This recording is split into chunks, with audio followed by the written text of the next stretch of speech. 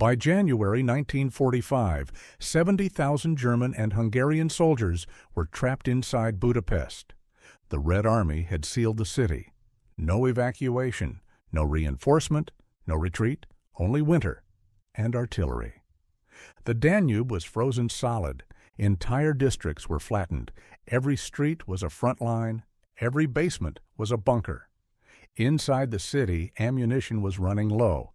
Food was almost gone, and the temperature dropped below -15 degrees Celsius. This was not Stalingrad, because at Stalingrad, men still believed relief might come.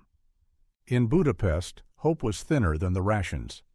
The siege began in December 1944. Soviet forces had pushed across Hungary with overwhelming numbers. Tank columns rolled through burning villages. German command declared Budapest a fortress city. Festung Budapest. That word meant something simple: no surrender. The defenders dug into apartment blocks and subway tunnels. Snipers occupied church towers. Machine guns were mounted behind shattered windows. Anti-tank guns were positioned at intersections. The city became a maze of kill zones.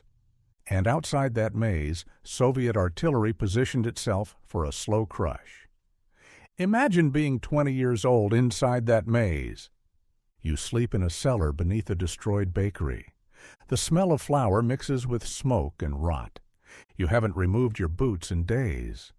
Your unit once had 40 men. Now there are 12. You are told Berlin will not abandon you. You are told relief forces are advancing. You are told to hold. But the artillery never stops. Shells slam into buildings hour after hour. Walls tremble. Glass explodes inward. Brick dust fills the air like choking fog. You press your back against cold stone and wait for the ceiling to hold. Sometimes it doesn't. By early January, Soviet forces tightened the encirclement. Supply drops were attempted. Most fell into Soviet-controlled areas. The defenders rationed bullets, rationed bread, rationed hope. Horses were slaughtered for meat. Frozen carcasses were dragged through snow-covered streets. Some soldiers boiled leather straps for soup. Water came from melted snow scraped from rooftops. Disease spread quietly through basements. Wounded men lay without morphine. Doctors worked with dull instruments and fading light.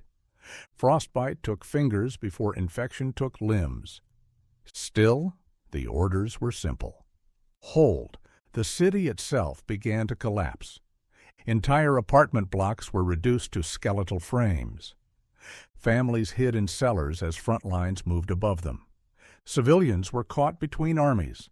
Some tried to flee across the frozen Danube. Many never reached the other side. The bridges became targets. Soviet artillery shattered them one by one. Retreat routes vanished in smoke. When Pest fell in mid-January, defenders were forced back into Buda. Across collapsing crossings under fire, men slipped on ice covered in ash. Some fell into the river. Few resurfaced. Now the last defensive pocket was confined to the hills. Higher ground, but surrounded. German command launched Operation Conrad. Armored divisions attempted to punch through from the outside. For a brief moment, distant gunfire sounded different, closer. Some soldiers believed they could hear their own tanks approaching. Hope returned like a flicker of heat in frozen hands. But Soviet defenses were layered. Each relief attempt stalled, then failed. The sound of friendly engines faded again. Silence returned. Inside the city, that silence felt heavier than shell fire. Because it meant they were alone. The fighting turned savage. Soviet troops advanced through sewer tunnels, through shattered metro lines, through walls blasted open with explosives. No building was secure. Machine gun nests were overrun from below. Grenades rolled down staircases. Combat happened in darkness, in stairwells, in kitchens, in bedrooms where furniture still stood. Each block taken by the Red Army became another artillery position. The circle tightened. again, and again. By February, ammunition was nearly exhausted. Rations were almost gone. Men grew thinner, movements slower, eyes hollow. The cold did not ease. Snow fell over ruins already white with dust. Some soldiers no longer spoke of relief. They spoke of survival until nightfall. Then survival until morning. Time narrowed. Hours replaced days. Days replaced strategy. On February 11, 1945, the breakout order was finally given. It was not a coordinated maneuver. It was desperation. Thousands of remaining German and Hungarian soldiers gathered under cover of darkness. They would attempt to punch through Soviet lines in one massive surge. No heavy weapons, little ammunition, only what they could carry. At dusk they moved, across frozen gardens, through shattered suburbs, into snow-covered fields. For a moment it almost worked.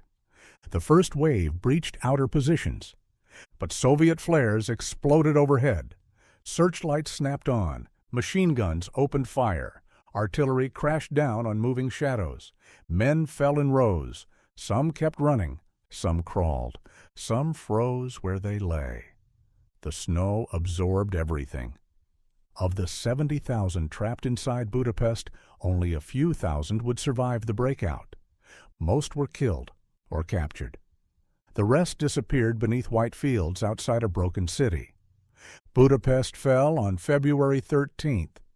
Nearly 80% of the city was damaged or destroyed. Tens of thousands of civilians were dead. For the Red Army, it was a major victory. For the defenders, it was annihilation. Unlike Stalingrad, Budapest did not become a symbol. It was overshadowed by the war's final collapse. But for those inside the city, it was unforgettable. The cold, the hunger, the endless shelling, the slow realization that no one was coming. Today, Budapest stands rebuilt. Trams cross modern bridges. Cafes fill streets once choked with rubble. Tourists walk along the Danube unaware of what lies beneath. But under foundations and cobblestones are the remnants of a siege that lasted 50 brutal days. A fortress declared unbreakable. A city turned into a trap. And thousands of young men who learned that once the ring closes, there is no way out.